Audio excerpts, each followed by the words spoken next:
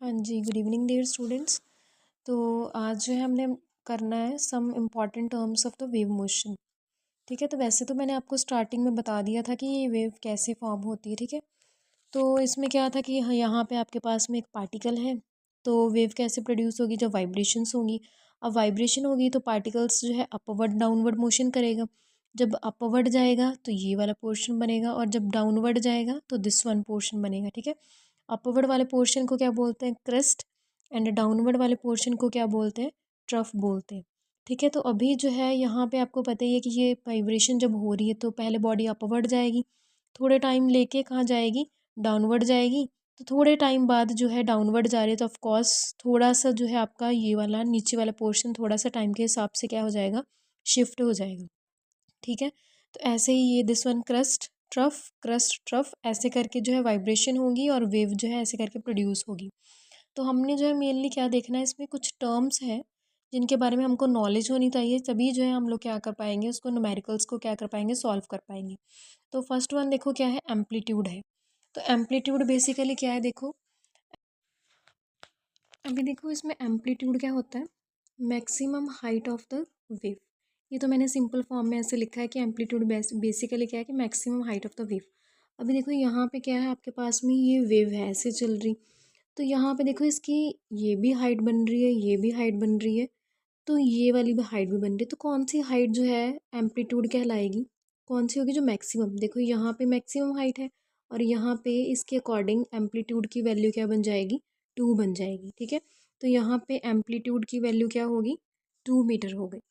ठीक है, और नेक्स्ट वाले केस में देखो यहाँ पे मैक्सिमम हाइट कितनी दिखाई दे रही है आपको, मैक्सिमम नंबर कौन सा है, 5, तो एम्पलीट्यूड क्या हो जाएगा, 5। अभी देखो सेंटीमीटर आएगा कि मीटर आएगा, वो डिपेंड करता है कि आपने जो डिस्प्लेसमेंट इधर वाली साइड पे लिखा है वो कौन सा है यूनिट। यहाँ पे मीटर है तो एम्पलीट्यूड क्या हो जाएगा, 2 मीटर आ जाएगा। यहाँ पे डिस्प्लेसमेंट के यूनिट्स क्या है, दिस वन साइड पे सेंटीमीटर, तो यहाँ पे एम्पलीट्यूड क्या हो जाएगा, 5 सेंटीमीटर। ठीक है, आपको क्लियर हो गया अभी कि एम्पलीट्यूड क्या है, कि maximum height of the wave, की जो आपकी वेव है उसकी मैक्सिमम हाइट, दिस वन, ये पीक जो है कितनी आ रही है, पीक की जितनी भी वैल्यू होगी वही आपका क्या होगा, एम्पलीट्यूड होगा। ठीक है, मैक्सिमम हाइट, हाइट तो सब जगह है बट मैक्सिमम हाइट मीन्स टू से, तो यहाँ पे टॉप पे जो वैल्यू होगी वही क्या होगा आपका amplitude. Here it is 2 and here it is क्या है, 5 है, तो एम्पलीट्यूड 2 एंड 5 हो जाएगा। हाँ जी, अभी नेक्स्ट वन देखो, फ्रिक्वेंसी। तो फ्रिक्वेंसी क्या होता है कि नंबर ऑफ वाइब्रेशंस और the oscillations waves produced in कितने सेकंड्स में, 1 सेकंड में। ठीक है, वाइब्रेशन, ठीक है, अगर कोई चीज़ वाइब्रेट कर रही है तो उस टाइम पे वाइब्रेशन कंसीडर करेंगे। जैसे पेंडुलम है तो उसकी उसमें ऑसिलेशंस होती हैं, उसमें वाइब्रेशन मेनली हम नहीं बोलते, ऑसिलेशंस बोलते, तो पेंडुलम के केस में ऑसिलेशंस की बात होगी। और वेव तो आपको पता ही क्या वेव है। ठीक है, तो 1 सेकंड में कितनी वाइब्रेशंस हो रही हैं उसको क्या बोलेंगे, फ्रिक्वेंसी। जहाँ 1 सेकंड में कितनी बार ऑसिलेशंस हो रही हैं पेंडुलम में, उसको क्या बोलेंगे, फ्रिक्वेंसी। 1 सेकंड में कितनी वेव्स प्रोड्यूस हुई उसको क्या बोलते हैं हम लोग, फ्रिक्वेंसी बोलते हैं। ठीक है, मतलब टाइम जो है यहाँ पे फिक्स है कि 1 सेकंड में। ठीक है, टाइम यहाँ पे हमने फिक्स कर दिया 1 सेकंड, उसके हिसाब से आपने देखना है कि कितनी वाइब्रेशंस हो रही हैं, उतना जो है क्या बन जाएगी, फ्रिक्वेंसी बन जाएगी। अगर कितनी ऑसिलेशंस हो रही हैं वो फ्रिक्वेंसी बन जाएगी। जब वेव्स की बात, अगर देखो किसी को याद हो मैंने क्लास में बताया था कि वन वेव कैसे बनती है। वन वेव कब बनेगी, जब आपके पास में ऐसा पोर्शन होगा और कैसा होगा, this one, like this one. मतलब कि एक जो है आपके पास में क्रस्ट होना चाहिए और एक ट्रफ होना चाहिए, जहाँ पहले क्या आ सकता है, ट्रफ आ सकता है, बाद में क्या आ सकता है, क्रस्ट आ सकता है। तब ये क्या बनेगा, एक वेव बनेगी। ठीक है, ये तो मैंने वैसे ही आपको बता दिया नॉलेज के लिए। ठीक है, तो फ्रिक्वेंसी जो है नाम से पता चल रहा है, उसका सिंबल क्या है, स्मॉल एफ, ना कि कैपिटल एफ, ये ध्यान रखना है आपने। फ्रिक्वेंसी जो है उसका सिंबल क्या है, स्मॉल एफ। और आपको पता है इसके यूनिट्स क्या होते हैं फ्रिक्वेंसी के, हर्ट्स। और हर्ट्स को हम लोग क्या लिख सकते हैं, सेकेंड इनवर्स। ठीक है, तो यहाँ पे आपने ये चीज़ का ध्यान रखना है कि 1 सेकंड में कितनी वाइब्रेशंस हो रही हैं या कितनी वेव्स बन रही हैं, उसको हम लोग क्या बोलेंगे, फ्रिक्वेंसी बोलेंगे। और इसका सिंबल क्या है, स्मॉल एफ। और इसके यूनिट्स क्या है, मेनली तो हम लोग हमेशा लिखेंगे हर्ट्स। लेकिन कई बार न्यूमेरिकल सॉल्व करते हैं तो हमको पता नहीं चलता कि हर्ट्स कैसे आया, तो हर्ट्स की जगह पे हम लोग लिख सकते हैं सेकंड इनवर्स। ठीक है, ये बात का ध्यान रखना है आपने।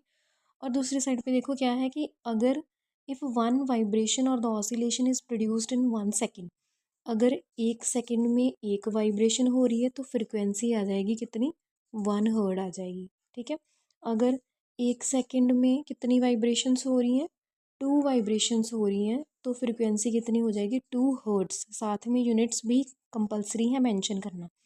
मेनली क्या है, टाइम 1 सेकेंड में जितनी नंबर जो है वाइब्रेशंस प्रोड्यूस हो रही हैं उतना ही नंबर क्या बन जाएगा, फ्रिक्वेंसी का बन जाएगा। ठीक है, लाइक यहाँ पे 3 वाइब्रेशंस हो रही हैं 1 सेकेंड में, तो फ्रिक्वेंसी की वैल्यू कितनी आ गई है, 3 आ गई है।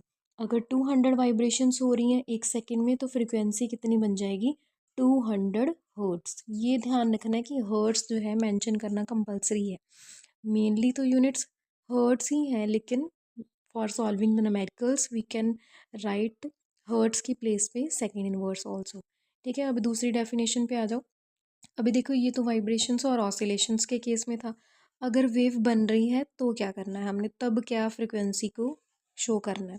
ठीक है, अभी देखो number of waves passing in 1 second, time कितना रखना है हमेशा, 1 सेकेंड। 1 सेकेंड में जितनी नंबर वाइब्रेशंस हो रही हैं सेम नंबर किसका आ जाएगा, फ्रिक्वेंसी का। लेकिन यहाँ पे हमको देखना पड़ेगा कि 1 सेकेंड में कितनी वेव्स बन रही हैं, तो इसीलिए सबसे पहले आपको ये पता होना चाहिए कि एक वेव बनेगी कैसे। एक वेव कैसे बनेगी, जिसमें दो चीज़ें आ रही हों, मतलब दो चीज़ें मतलब एक क्रस्ट आना चाहिए, एक ट्रफ आना चाहिए, तभी एक वेव बनेगी। जहाँ तो एक क्रस्ट ट्रफ हो गया और दूसरा क्या हो गया, क्रस्ट हो गया। ठीक है, अब यहाँ पे देखो दिस वाली साइड पे क्या है, टाइम है, एंड दिस वन साइड पे डिस्प्लेसमेंट है। ठीक है, तो यहाँ पे देखो ये कितनी वेव बन रही है, ये सिर्फ एक वेव बनी। एक वेव कैसे, ये इसमें एक क्रस्ट आ गया, एक ट्रफ आ गया, तो यहाँ पे कितनी वेव बन रही है, ओनली 1 क्या बन रही है, वेव बन रही है। ठीक है, 1 वेव बन रही है कितने टाइम में, 1 सेकेंड में, तो फ्रिक्वेंसी यहाँ पे क्या हो जाएगी, 1 हर्ट्स। ठीक है, तो यहाँ पे आपने वेव को देखना है कि वेव कितनी बन रही है और टाइम हमेशा कितना होना चाहिए, 1 सेकेंड। अभी देखो यहाँ पे 0.5 सेकेंड था, यहाँ पे 1 सेकेंड, मतलब यहाँ तक हमने देखना है कि कितनी वेव बनी। अब कितनी वेव बनी, यहाँ पे सिर्फ ओनली 1 वेव बनी, तो फ्रिक्वेंसी क्या आ गई, 1 हर्ट्स आ गई। ठीक है, अभी नेक्स्ट देखो क्या है, वेट, अब देखो दिस साइड पे आ जाओ। यहाँ पे देखो, यहाँ पे टाइम है 0.25, हेयर 0.5, 0.75, यहाँ पे टाइम है 1 सेकेंड तक।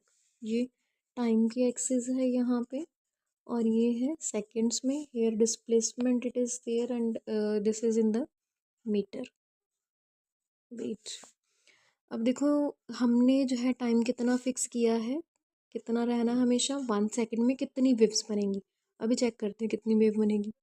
ये 1 क्रस्ट है और ये 1 ट्रफ है, तो ये एक वेव बन गई।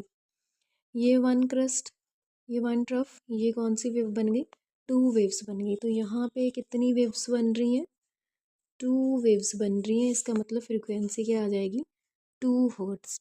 टाइम जो है हमेशा फिक्स है 1 सेकेंड। 1 सेकेंड में जितनी भी वेव्स बनेंगी उनको हम लोग क्या नाम दे देंगे, फ्रिक्वेंसी।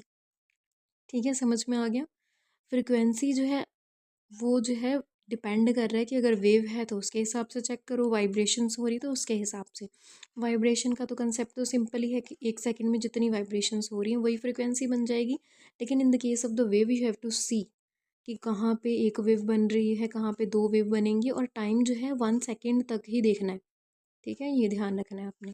अब इसके बिगर यूनिट्स क्या हैं आपको पता ही है, किलो, किलो मेगा, जो आपको पता ही है, आपने पढ़ा है सारा कुछ। हर्ट्स तो साथ में है तभी फ्रिक्वेंसी बन रही है। बिगर यूनिट्स कैसे बन गए, जैसे बड़ा यूनिट क्या होगा, किलो हो गया, मेगा हो गया, गीगा हो गया, आपको पता ही है। अब आपको ये भी पता है कि हाँ भी किलो है तो 10⁻³ बन जाएगा, मेगा है तो 10⁻6 बन जाएगा। हर्ट्स तो साथ में रहेगा बिकॉज फ्रिक्वेंसी इज़ देयर। ठीक है, अब नेक्स्ट देखो,